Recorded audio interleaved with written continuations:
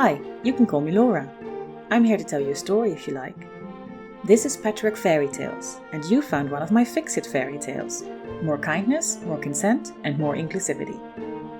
If you want to read as well as listen, check out the transcript linked in the description. Today we're fixing the Tinderbox.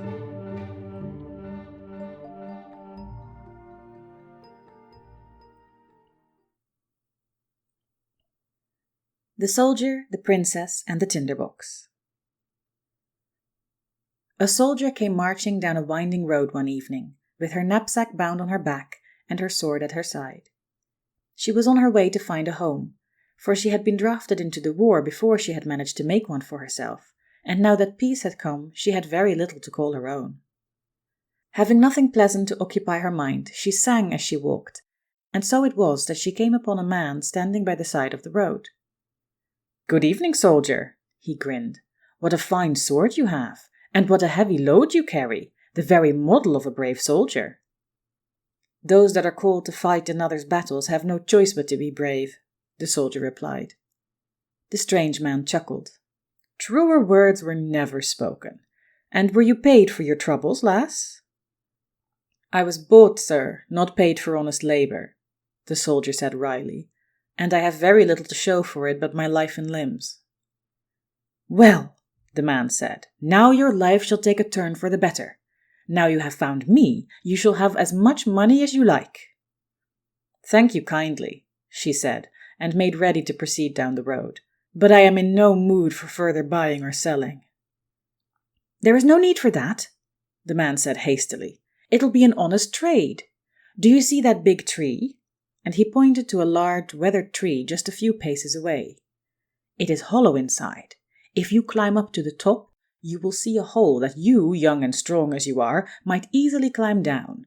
That way you can climb all the way down to deep under the tree.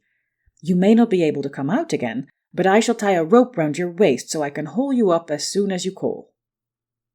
"And what am I to do in the depths under that tree?" "To fetch money, of course," the man grinned with pearly teeth. "When you reach the bottom of that tree, you will find yourself in a wide passage. It is quite light there, lamps are always lit. You will see 3 doors in that passage, with the keys already in their locks. If you go into the first room, you will see a big chest in the middle of the floor. A wolf is guarding it, and he has teeth like copper knives, but you must not pay any mind to him. I will give you my cloak. If you wrap that around you, he will not harm you. You can open the chest and take as much money as you like. It'll be all copper coins, so if you like silver better, lock the door behind you and go into the next room. There you will find a wolf with teeth like silver daggers, but pay him no mind. Just wrap yourself in my cloak and take as many coins as you like. If you prefer gold, you can have that too, as much as you can possibly carry. Simply lock the door behind you and go into the third room, where you will find a wolf with teeth like golden scythes. But you need not pay her any mind either. Just wrap yourself in my cloak and take as much gold from the chest as you want." "That all sounds easy enough," the soldier replied, but she was very wary indeed. These were the words of either a liar or a witch, if she ever heard any, and she was not at all inclined to trust a stranger. "But what am I to give you in return? Surely you do not offer me all this money for nothing." "But I do," the man protested. "And I do not want a single coin for myself. I only ask that if you should find an old tinderbox lying on the ground in the passage, to bring it back to me. It must have fallen from my pocket the last time I climbed from the tree, when I was still strong enough to do it." The soldier was suspicious, but she was also curious. "Very well then," she said at last. "Give me your cloak and your rope. You need not tie it to my waist. I shall fix it to the tree itself and climb up and down it on my own strength."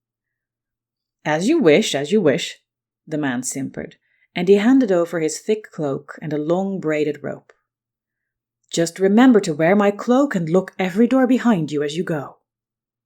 The soldier draped the cloak round her shoulders and tied the rope to the tree, and then up she went, and down she climbed. She went all the way down the hollow trunk, and found herself, just as the man had said, in the wide passage lit with burning lamps. Soon enough she came to the first door, and she unlocked it with the key that was already in the lock. There was the room with the first chest, and there was a large brown wolf with teeth like copper knives. He bared his teeth at her when she entered, but as soon as she stepped forward with the heavy cloak billowing around her, the wolf cowered and slunk off into a corner. "Hey now," the soldier said, "there's no need for that." But the animal kept whimpering and cowering, so eventually the soldier took off the cloak and let it slide to the ground. The wolf stared at her with large eyes, but he no longer cowered. "There you are," she said. "You must be hungry, you big beast." And she dug a piece of bread out of the pack on her back and tossed it at him. The wolf gobbled it up in 3 big bites, and he did nothing to stop her when she opened the chest. It was indeed full of copper coins. "So," the soldier said, taking a handful of the money, "not a liar, but a witch then. I shall see if it is all exactly as he said." She left the room, dragging the mantle behind her, but when she went to lock the door, the brown wolf whined so pitifully that she gave him a warning glance and said, "Very well, my friend, I shall not lock you in, but you must stay put and hold your peace." The wolf sat down, and so the soldier left the door unlocked and moved on to the other room. There she found a huge grey wolf with teeth like silver daggers guarding the promised chest. Even though she was no longer wearing the mantle, the wolf still cowered and shivered, so the soldier dropped the heavy thing by the door and offered this wolf a piece of bread as well. The grey wolf gobbled it up in 2 big bites and stood aside to let her open the chest. It was filled to the brim with shining silver.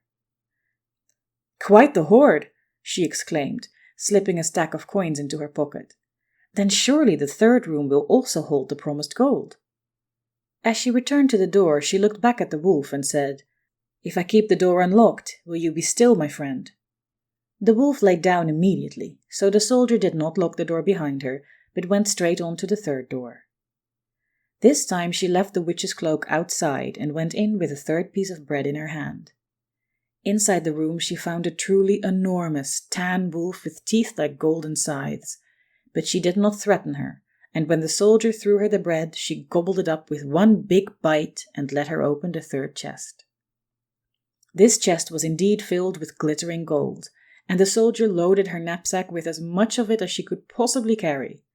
Never had she been in the possession of so much wealth, and she was wild with the thought that she would never be cold or hungry ever again. "I shall leave your door unlocked as well," she told the tan wolf as she left. "But you stay where you are, will you, my friend?" The wolf did as she asked, and the soldier hurried back into the brightly lit passage with her heart beating like a fanfare.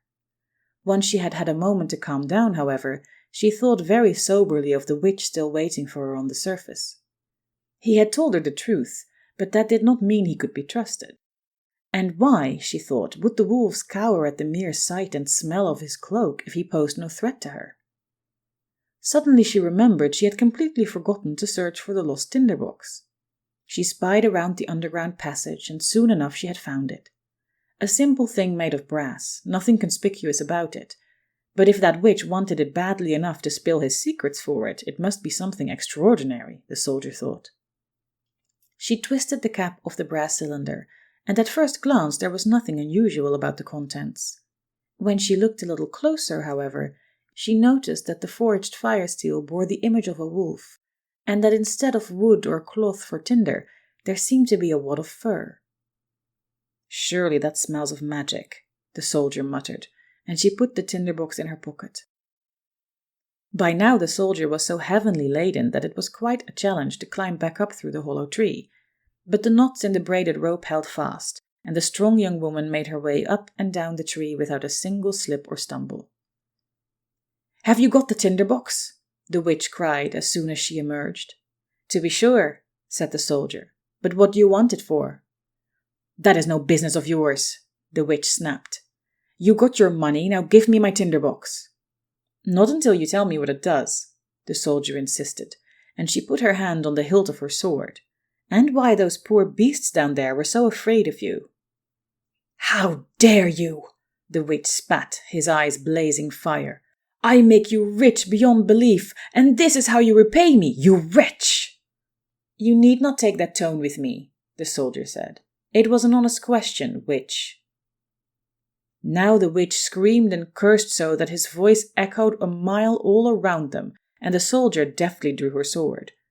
Before she could use it, however, there was a terrible, rumbling growl from the hollow tree, and it seemed to her that the ground beneath its roots shook, and the witch, suddenly pale with fright, screamed at the soldier, You did not lock the doors!" Neither of them got the chance to speak another word, because amidst a fearsome, horrible snarling, the 3 wolves leapt from the tree and gave chase to the witch. They hunted him into the darkness of the woods, where the soldier heard his screams echo until they abruptly stopped, and nothing but silence followed. The soldier did not wait to find out what would happen next. She sheathed her sword, threw the witch's mantle away, left the braided rope where it was, and hurried on along the road which she had intended to take. Young as she was, she had seen too many horrible things in her life to dwell on what she had witnessed longer than her mind compelled her to, and while she was carrying a much heavier load now, she was in much higher spirits. Before, she had barely had enough money to spend a single night at the inn, but laden with gold as she was, this was no longer a concern. As soon as she arrived in the nearest town, she went straight to the very best inn she could find, and ordered the grandest room and the finest food they had to offer. She was a rich woman now, and as she had never been rich before, she meant to start off well. The innkeepers, however, were very suspicious of this young soldier, with her tattered clothes and travel-weary face. They did not think she would be able to pay for what she had asked them to provide, and after a long squabble, where the one urged the other and the other urged the one, they both went to demand that she pay them up front. The soldier, far from being offended, laughed heartily at their concerns, and promptly supplied them both with a handful of gold. The innkeeper's eyes grew round like saucers. They took the money, of course, and brought the soldier her dinner, but they also sent their kitchen maid straight to the city guard. Barely had the weary soldier quenched her thirst and eaten until the aching hollow in her stomach was filled, or the captain of the guard confronted her right where he sat and arrested her for theft. No matter how the soldier pleaded, they would not hear her out. It did her no good to argue that there had been no such theft reported either near or far, because the captain stated that there was no way for a poor, scruffy soldier such as herself to get her hands on such a sum of money apart from criminal means. And as she could not tell them how she had gotten the money, she was promptly dragged off and thrown in jail. There the soldier sat in the dark, cold cell with bitter fury in her heart. To be punished for being rich was surely something that only happened to the poor. If she had not been so angry, she might have cried, and with the way tears work, that might have warmed her. But as it was, she was shivering with the chill that crept from the dark stones that enclosed her. When she tried to warm her frigid hands in her pockets, though, she was amazed to still find the tinderbox in there. "Here's a stroke of luck," she sighed. "Now I shall at least have some light and some warmth." And she fumbled with her numb fingers until she had both flint and fire steel at the ready. She struck once, she struck twice, she struck thrice, and there a spark flew. All at once, before the first spark had even dimmed, the soldier was no more. In her place now stood a massive wolf. The magic of the tinderbox had transformed her head to toe, clothes and all. The soldier had retained her keen mind, however, and without hesitation she leapt high into the air and scrambled up to the broad slit of a window at the very top of her cell that let in the cold night air. Her powerful jaws made short work of the worn iron bars hammered into the stone, and soon enough she squeezed through and ran into the night. Now she understood why the witch had wanted the tinderbox most of all. The wolf soldier sped through the dark city streets, faster than even the wind. She kept running, on, until the stones under her paws gave way to dirt, until the dirt gave way to grass, until she came to the lone dead tree by the lonely road, and she leapt with one big leap down its hollow trunk and collapsed on the floor below. There she woke a few hours later with the light of the burning lamp shining in her eyes, human once more, and, to her great astonishment, with the tinderbox still in her coat pocket. All around her was still and quiet, and when, with staggering steps, she went to check behind each of the 3 doors, she found no wolves there. "I hope you enjoy your freedom, my friends," the soldier said, and then, after a moment's quiet consideration, she continued, Now here's a fresh start where few would have gotten one. I shall not make the same mistake twice." This time she filled her pockets with as much copper money as they could hold, and bound only a moderate amount of silver and gold into her handkerchief.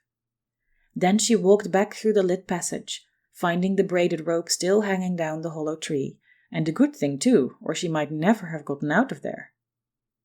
The soldier climbed back out of the tree, this time not nearly as heavily laden, and once again she went down the winding road.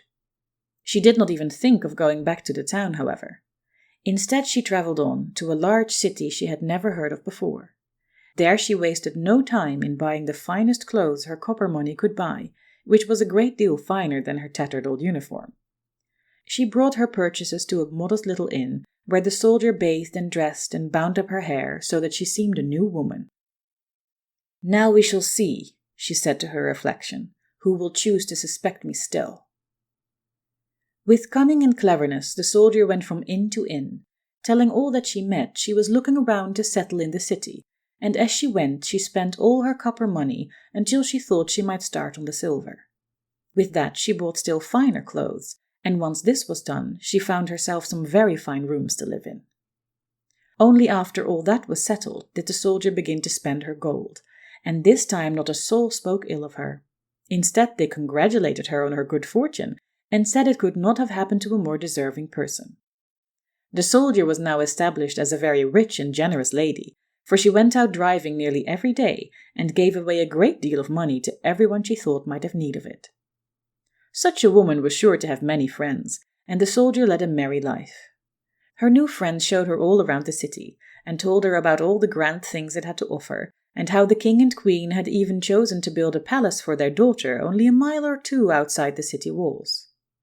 The soldier, or former soldier as she supposed she must call herself now, had no warm feelings towards either the king or queen who had sent her off to fight their wretched war, but she knew no harm of the princess, and so she replied, "Is that so? How curious, then, that we should never see anything of her." "Why, do you not know?" her friends replied. "The princess was placed in that castle never to leave it. The walls are all lined with polished copper, impossible to climb, and there is a great wall all around it. And nobody is allowed in or out without the express permission of the king and queen, for it has been prophesied that the princess will run off with a common soldier, and they are none too pleased about that." "Then they are as cruel to their daughter as they are to their subjects," the soldier spoke resentfully. And while she readily continued to make merry after that, the thought of the poor princess locked in the copper palace never quite left her. Poor as she may have been, the soldier had always treasured her freedom. She had not liked having to give it up to the army, and now she did not like the idea of it being taken from the princess. So one quiet night, when she had no company, the soldier took out her tinderbox. "I think I should like to see that copper castle for myself some time," she said to herself, and with that she struck the flint and fire steel once, twice, thrice, and promptly turned into a wolf. Under cover of night she ran to the castle, reaching the great wall in no time at all. She paced left and she paced right, and with one great leap she was across and over. The palace gardens were very fine, but the soldier paid them no mind. She trotted all around the copper palace that shone red even in the pale moonlight, until she spied the princess sitting on her balcony, singing to the rising moon. Now she knew she was a fearsome-looking wolf, but the soldier sat down just like a dog would do. Then she lifted her snout and howled a low, gentle note, singing along with the princess's song. The princess jumped to her feet at once, looking down in startled amazement. "Oh my! However have you gotten here?" she exclaimed when she saw the great beast sitting in her garden. "You must go, and quickly too, or the guards will kill you." But the soldier was not a bit afraid of the guards, and jumped, with an enormous bound, all the way up to the balcony. The princess gasped and started back, but she soon grew bold again when she saw that the wolf was as gentle as she was large, immediately laying down and cocking her head at the princess and looking at her with such shining eyes that she could not be afraid of her. The princess tiptoed back out onto the balcony and softly stroked the wolf's thick fur. "How incredible you are!" she cooed. "You can get in and out in barely a moment." Oh, if only I could jump as well as you. Then I would go and see the wide world stretched out around me and be back before my father and mother would even notice I was gone." At this the great wolf whined and panted, and nuzzled the princess's hand, and stretched her back in such a way that the princess at last understood her and gasped, "Do you mean to take me with you? Truly?" The wolf nearly jumped up in her excitement, but immediately lay down again, moving beside the princess so she could get upon her back as easily as taking a seat. So the princess sat down, her hands leaning cautiously on the beast's great shoulders, but her silken nightgown was so smooth she slid off immediately. So the princess looked left and then right, and then she hitched up her skirts and climbed astride on top of the wolf's back, hugging her firmly round the neck and holding on tight. No sooner was she safe and secure, or the wolf rose joyfully up and bounded straight off the balcony and into the night. The princess almost screamed, so wildly her heart danced and so fast the night air rushed past her, but she buried her face into the wolf's fur and kept as still as a mouse. Leap! There they went over the garden wall, and whoosh! There they bounded off the road and into the fields. And then how the wolf ran! She ran, and the princess's long hair went flying in a great whirl behind them until she could keep quiet no longer and screamed for joy. The wolf did not make a sound, but she ran all the faster, and the princess felt as if she were flying. The silver moon lit their way, and together they jumped over streams and slipped between trees and ran under the stars until the princess was so full up with life and happiness that she thought she might cry. Right at that moment, however, she saw a shimmering in the east, and her heart jumped in her throat. "You must bring me back, dear wolf," she panted, "or there will be hell to pay." So the wolf quickly turned around and raced the very sunrise as she sped back to the copper palace. Whoosh! They bounded back up the road, and leap! They went over the garden wall, and then with one last great jump, the wolf brought the princess safely back to her balcony, before the first beams of the sun had even reached the copper roof of the highest tower. "Oh, sweet wolf, oh, lovely creature," the princess whispered, sliding off the wolf's back with her legs still trembling. I thank you so much. But will you come for me again?" Now the soldier, even though she was a wolf, was by this time so besotted with the princess that she would not have refused her anything. So she bowed her wolfish head low and growled a warm growl far back in her throat. The princess glowed with happiness and scratched the wolf first behind one ear, then behind the other, and then in between, right above the wolf's shining eyes. "I'll wait for you then," she whispered, and then she quickly slipped inside, to be in bed far before her ladies-in-waiting would come to wake her. The soldier barely knew how she made her way down the balcony, over the wall, and back to her town house. She was so dizzy with love and admiration that she did it all without thinking. Such a woman! So spirited and sweet and beautiful! She had her head so thoroughly turned that she could barely eat a bite all the following day. But when the sun began to sink towards the horizon, her appetite came back. She hastily scarfed down her dinner, and once it was good and dark, she once again struck the flint and fire steel once, twice, thrice, and turned herself into a wolf. On swift feet she went to meet the princess, who was waiting for her eagerly this time and shone with happiness to see her. She climbed on the wolf's back and off they went. This night was even more beautiful than the first, and the princess sang wildly into the rushing wind until she was hoarse with it. The wolf brought her back at the first sight of dawn, and once again she scratched her behind the ears and begged her to come for her again. So it went night after night, the princess and the soldier both eagerly waiting for nightfall all day, and sleeping through the morning whenever they could. The princess had never been happier, but she also had never wished more eagerly that she would not have to go back into the copper palace at the end of every night. If only she could stay with her darling wolf, she felt she would never know lonesomeness again.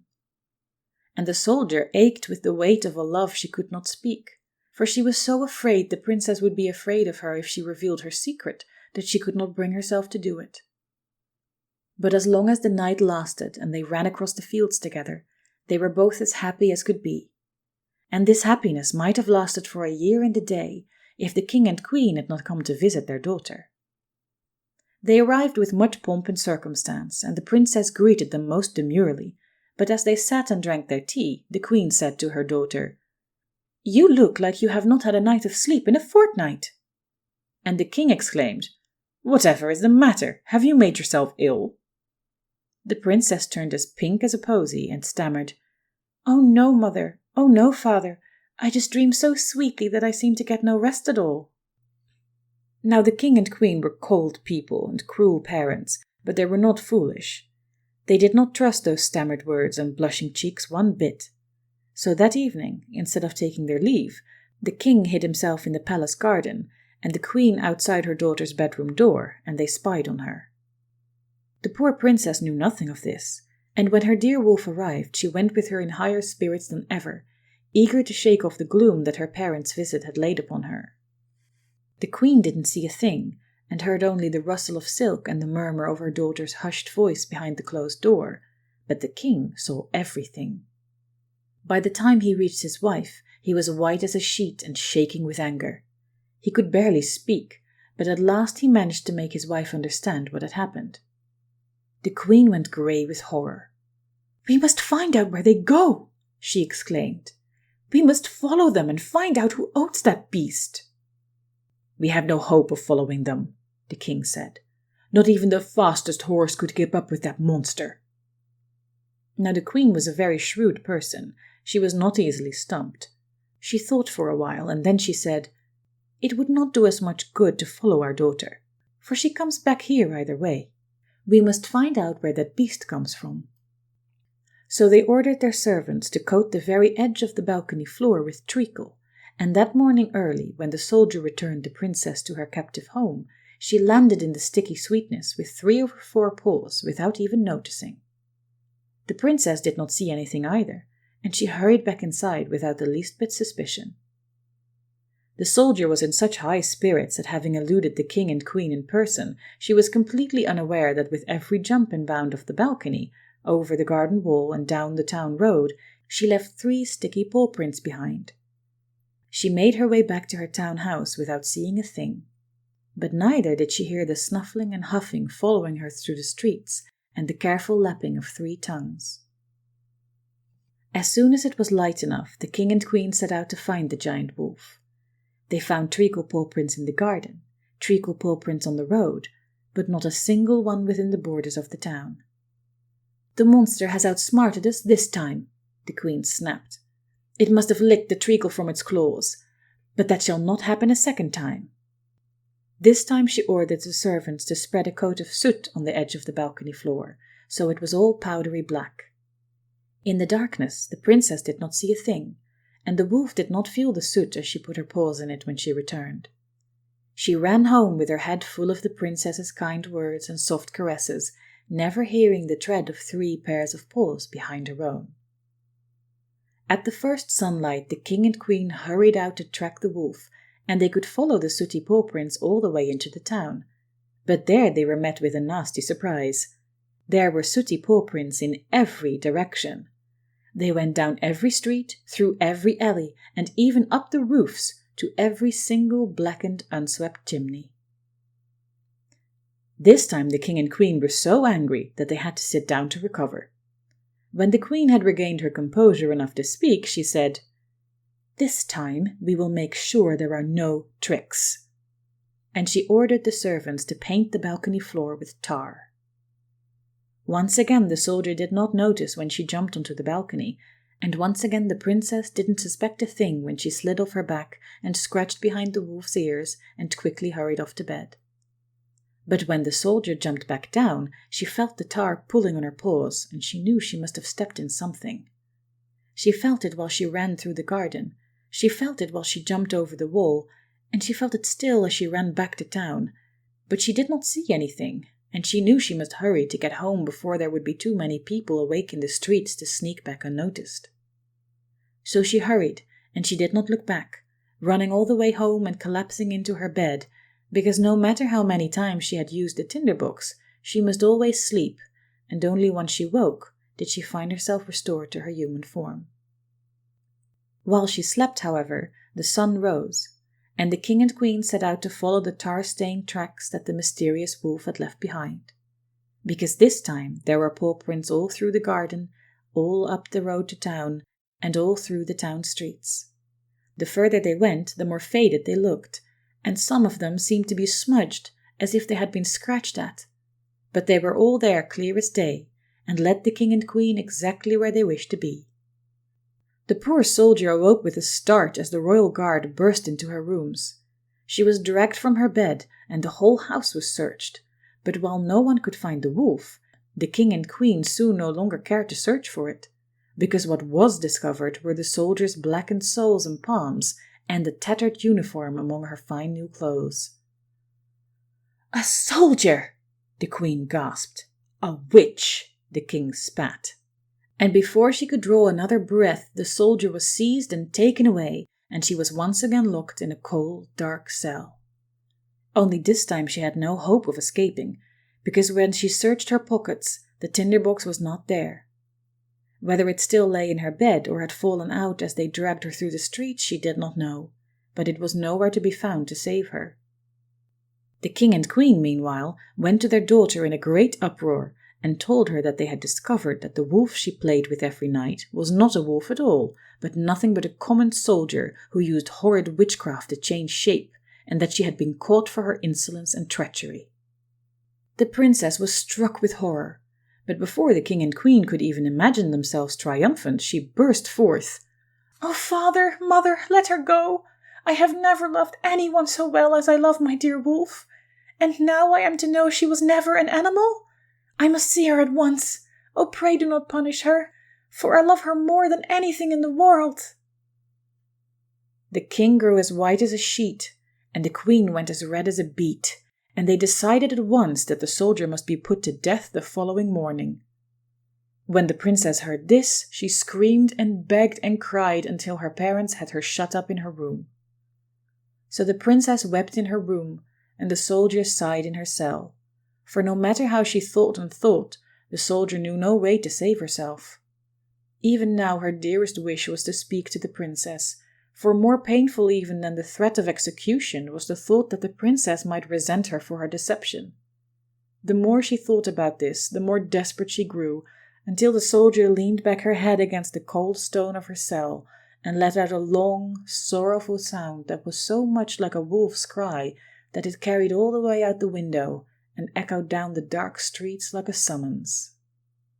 Even her chest felt empty after that sound had left it, and the soldier sat in silent sorrow until suddenly there was a sound.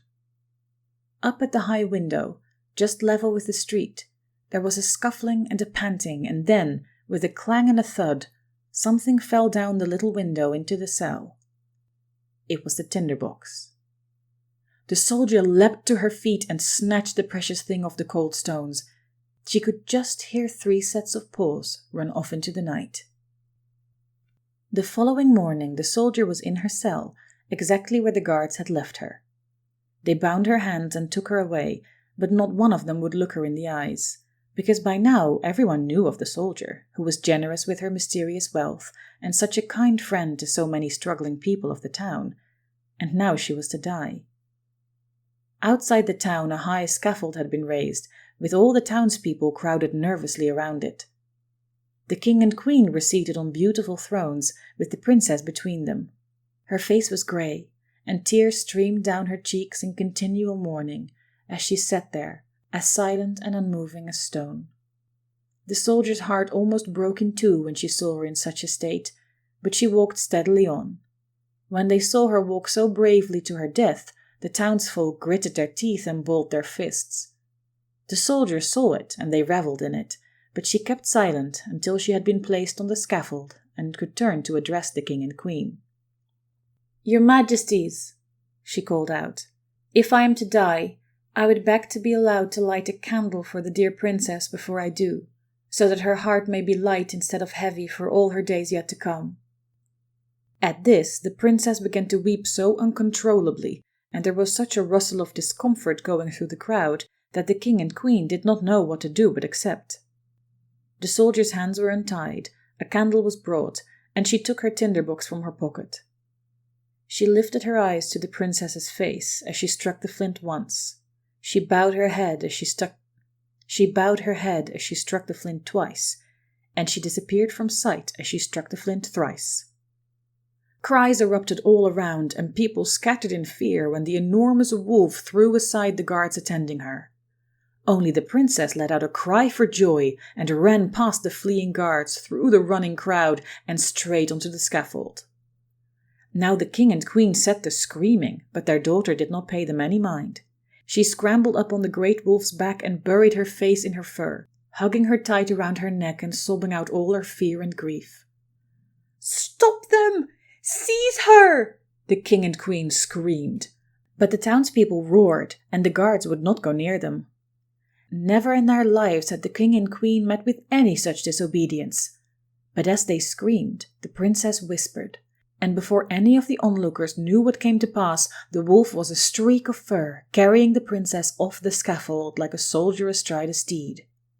The wolf turned and sprang and rushed at the royal thrones, sending the king and queen running and screaming and fleeing for their lives. There was such growling and howling and snapping of jaws that the wolf would surely have torn them straight to pieces, if the princess had not called her off. The king and queen fled into the deep dark woods, and the princess rode her darling wolf back to the town, where all the townspeople screamed with joy to see her come and cheered her all the way. She did not go back to her copper palace. She went to the home of the brave soldier, and when she came out again there was no more wolf, but she had that very same soldier on her arm. "Long live the princess! Long live the princess!" all the people cheered. "Now our princess shall be our queen." "And so I shall," the princess declared, "and I will marry this good, kind soldier who has lived in this town all this while and has been as good to all of you as she has been to me, if she will have me." But the soldier blushed so rosy red there was not a single doubt of that, and so the young queen had her wedding as soon as could possibly be. It was a rather strange affair, it was reported, for the bride did not kiss her groom but scratched her behind the ear instead. But it was a very joyous wedding, and a joyous kingdom too, for there were no more wars and no more poverty. And, so said all the townspeople wisely, if the queen was sometimes seen riding about the countryside on the back of a great wolf with her hair flying in the moonlit night, then that was nobody's business but her own.